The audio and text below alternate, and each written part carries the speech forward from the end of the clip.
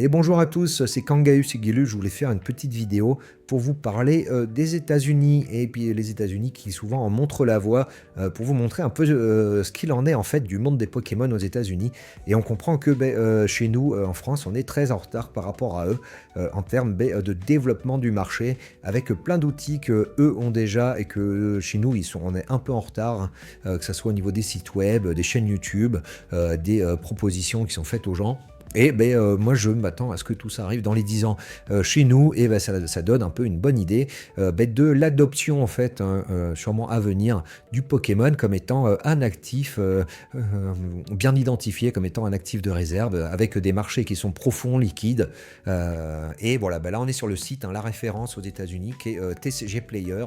Hop, voilà, et c'est un peu leur card market à eux, mais c'est un peu le niveau au-dessus de nous par rapport à card market, où on va trouver du coup les gens qui peuvent s'échanger les choses entre eux, et puis on va pouvoir suivre les cours des objets, voilà, avec les volumes de vente également, ce que Card Market ne propose pas, voilà, et on voit des volumes de vente quand même assez conséquents, hein. Vous voyez, on est sur du 60, on est sur la booster box, hein, donc ça c'est la display, c'est un peu l'objet de base, hein, pour eux, pour l'investissement, ou alors la case de booster box. Voilà, c'est souvent ce qu'ils utilisent. Et voilà, on est quand même sur des volumes assez importants, hein, qui tournent tous les jours. Voilà, des cinquantaines d'objets vendus. Donc on a les volumes, on a l'historique des derniers prix également. Hop. Et puis là, je ne l'ai pas installé, mais il existe également des extensions de Chrome qu'on peut rajouter, qui vont donner beaucoup plus d'informations que ce qu'on a déjà là. Et on est quand même là sur un niveau de marché qui fonctionne, mais comme un vrai marché, hein. Moi, de toute façon, les Américains, eux, c'est vraiment leur truc, le marché. Et là, pour le coup, ils ont vraiment organisé ça de manière assez impressionnante. On a également pas mal de gens aux États-Unis qui commencent à stocker des grosses quantités de Pokémon. Alors, moi, je peux que vous inviter à regarder cette chaîne-là, Alpha Investment Rudy. Alors déjà, il est très drôle. Franchement, c'est vraiment passionnant à suivre, c'est ce qu'il explique. Il est très très drôle. Et c'est quelqu'un, bon, lui il est plus dans le Magic que dans le Pokémon. Il s'est mis au Pokémon quand même à un moment, parce que Magic faisait tellement n'importe quoi que alors que Pokémon, il transformait tout ce qui touchait en or, qu'il a fini aussi également par basculer dans le Pokémon, même si quand même à la base, lui, c'est plutôt le Magic. Et voilà, je vous laisse regarder un peu ces vidéos. Il aime bien se filmer devant ses stocks de Pokémon scellés, et on a des box, des cases à n'en plus finir de Magic, de Pokémon. Il a une vidéo dans laquelle il fait référence souvent, qui est assez marrante, où il est dans sa salle de bain, où il a stocké plein de vieux Pokémon. Alors il a acheté ça à une époque où Pokémon n'intéressait plus personne. Il a fait des stocks, il a tout acheté à 50 cents pour $1. Et là, du coup, il a fait fortune, hein, avec tout ça. Il est multimillionnaire, et il fait des ventes encore de temps en temps de ses box à prix du marché, hein, pas à prix retail du coup, puisque là maintenant ils vendent du Pokémon et du Magic ancien. Et voilà, je vous invite à regarder cette chaîne-là, et puis c'est surtout voilà, pour que vous puissiez visualiser un peu, voilà, qu'il y a des gens qui font des très gros stocks de Pokémon, hein. Il se fait notamment payer en Bitcoin pas mal, hein, quand il vend des cases à des clients. C'est Patreon, puisqu'en fait il a un Patreon où les gens peuvent s'abonner. Voilà, je pense que les gens ils s'imaginent pas un peu ce qui est devenu Pokémon, ce genre d'image-là. Voilà. Et à chaque fois, c'est des entrepôts. Il a plusieurs entrepôts et il se filme à des endroits différents de son entrepôt. Voilà. Et puis regardez sa chaîne, hein, c'est très instructif, et c'est très, très très très drôle en même temps. Chose qu'il y a également aux États-Unis, ça va être ce qu'on appelle les Rip and Ship. Alors voilà, ça c'est la chaîne Nostalgianomics que j'aime bien également, je vous invite à suivre. Il est assez intéressant, il est très sympa. Et puis ces streams de Rip and Ship, ça se regarde bien, c'est assez détente une fois de temps en temps, parce que bon, ça peut être long, et puis pas tous. Mais puis il est très pro dans sa manière de faire, très, très cordial, très sympathique. Et voilà, c'est une sorte de business qu'ils font aux États-Unis, où on peut commander du coup sur son site. Hop, voilà, je vais dessus. Voilà, on peut commander des boosters. Alors là, c'est out of stock parce que l'émission est terminée, hein. C'est forcément le décalage horaire. Normalement, l'émission elle se finit vers 5-6 heures du matin. Voilà, on peut commander des boosters ici. Et puis après, lui, il les ouvre en direct et il vous les envoie. Alors, ça commence à exister un petit peu en France avec Whatnot, ce genre de choses, mais ça reste vraiment très marginal encore chez nous. Alors qu'aux États-Unis, ce genre d'émission-là, il y en a vraiment beaucoup. Et il y en a beaucoup. Alors, moi, il y a peut-être un peu une bulle quand même à ce niveau-là, sûrement que ça va finir par diminuer, qu'il n'y en aura pas autant. Mais c'est surtout intéressant du coup de voir un peu la hype qu'il y a autour des Pokémon et surtout la quantité en fait de boosters qui sont ouverts. Le scellé brûle à une vitesse aux États-Unis qui est assez impressionnante et il y a beaucoup d'ouverture en permanence, sachant que voilà, je vous renvoie à la vidéo que j'ai faite sur la quantité de Pokémon qui existent, de boosters qui sont imprimés. Il n'y en a pas tant que ça. En vrai, on est sur de l'ordre de un booster par personne par an. Voilà, peut-être aux États-Unis c'est un peu plus, mais c'est quand même pas des quantités gigantesques. Et tout ça est ouvert très vite. Donc l'intérêt de garder du scellé, ça peut être vraiment intéressant. Ça sera jamais aussi rare que le scellé il y a quelques années, il y a une dizaine d'années, quand personne ne gardait du scellé. Et que voilà, vous ne retrouverez pas vos displays que vous mettez de côté, elles ne vaudront pas les 45 000 euros de la display set de base. Voilà, c'est pas aussi rare que ça. Mais à s'attendre à un petit rendement de 10% l'an, franchement, c'est pas du tout impossible. Et puisqu'on est sur Nostalgianomics, j'en profite pour vous montrer, voilà, c'est le grand jeu là-bas aux États-Unis, c'est nous à faire des trônes avec leur case de booster. Voilà, Nostalgianomics là, qui est sur son trône de booster. Voilà, cette chaîne-là également, Pokénné. Alors lui, voilà, il a carrément une grande pièce.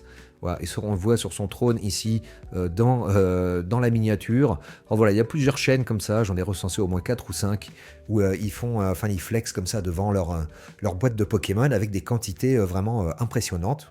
Donc vraiment, ils sont passés un step supérieur aux États-Unis et on se rend pas compte un peu de ce qu'est devenu Pokémon, en tout cas l'investissement en scellé.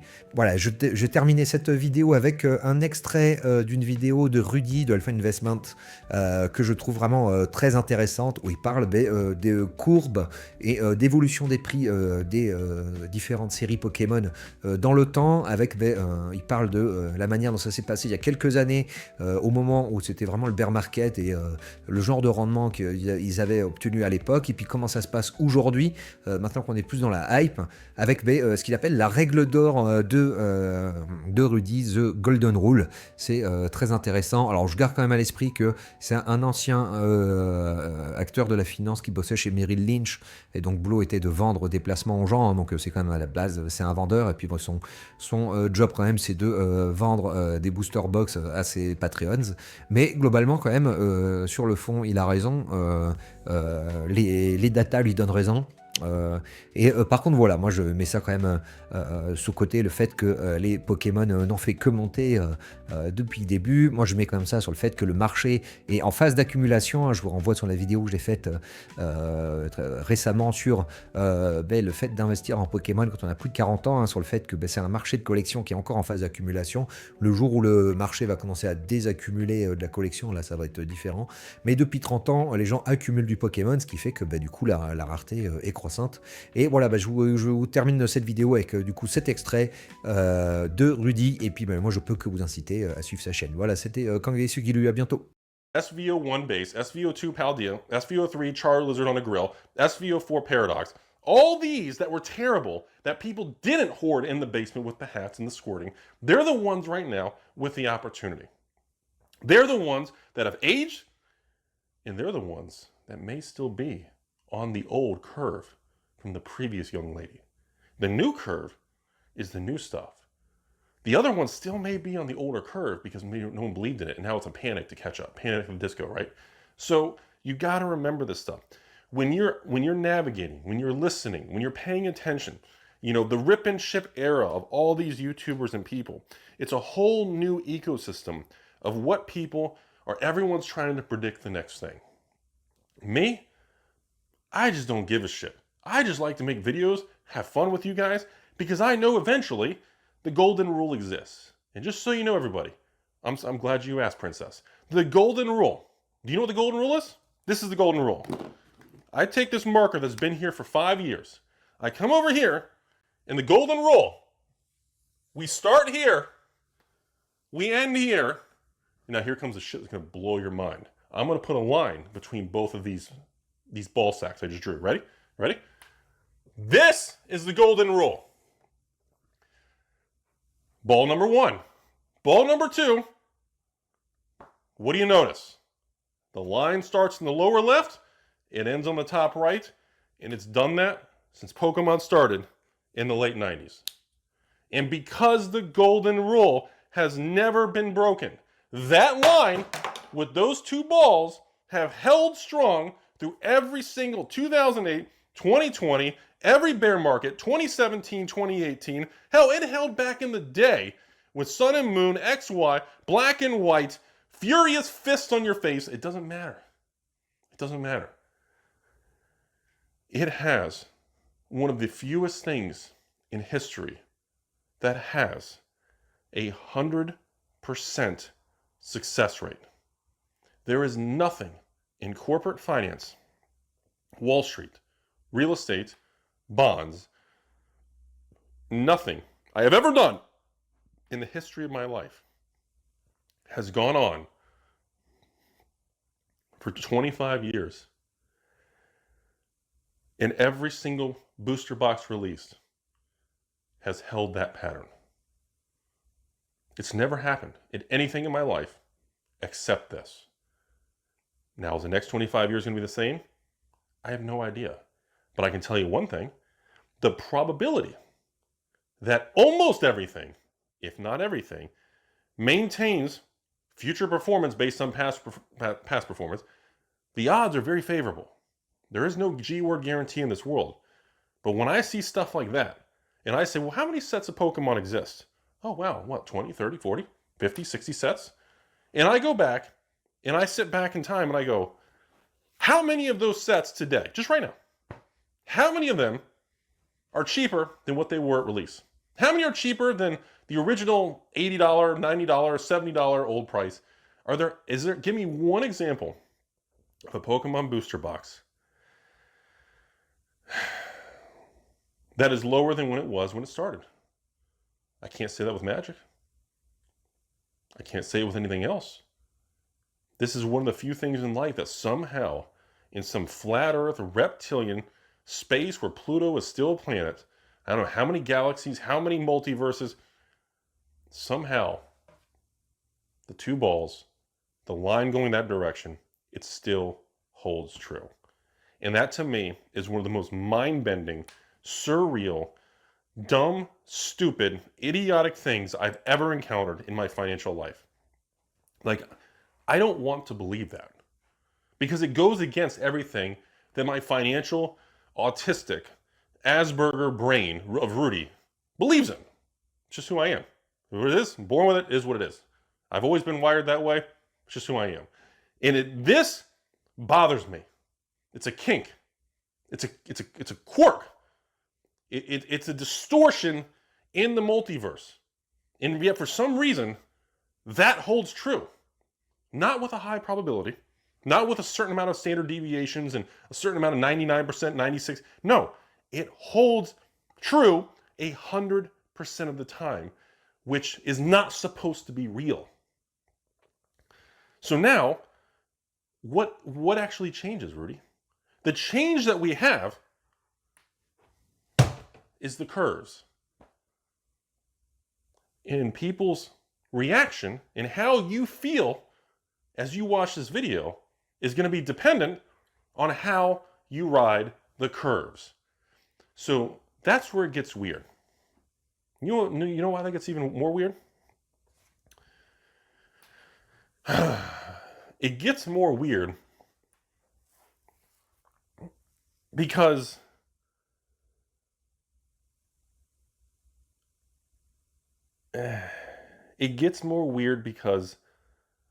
what I'm trying to tell you all is overall, the line and everything's going to be the same as it was in the past. But because the curves are going to be like this versus like this, moving forward, people aren't going to feel the same. It's going to change how we feel. People right now are still mentally recalibrating because they don't like the feel of paying for $150 for a new box of Pokemon. The curves of the new stuff are not as intense. Yes, it's going to keep going all the way off the screen, all the way down the road, all the way to your house when you're at work. But remember, we are not going to experience dramatic swings that make you excited. Expect, like Silver Tempest or Brilliant Stars, expect movement that's slow. That's grindy. That's kind of like, oh, come on. Can we just get there? We expect a movement of pain and frustration. I knew that 2 years ago, 3 years ago, last year when I did Scarlet Violet 1. Scarlet Violet, like I knew SVO3, Paradox. I knew that this would be coming. Even during all this, I knew the curves were coming. Just as much as I want you all to understand, right in the video, all jokes aside, understand we are in a new era of itty bitty curves. We are in a new era where we're not going to have the swings as intense. Things are going to start out higher and they're going to move up higher at a slower rate of change. So we're starting at a different point, and the velocity, the curve is going to be less exciting. And that'll lead people to the eventual shifting of the market where they give up on Pokemon. It's not growing because there's a lot of people that they're not going to watch a video like this, but there's a lot of people out there that only want Pokemon because they see what's happening short term. And once we get 1 or 2 Pokemon sets that don't do this and they go back to doing this, that will snap the trend. And once the trend is no longer your friend and the trend goes around the bend, the trend comes to an end. Cheers, everybody. Have a beautiful day.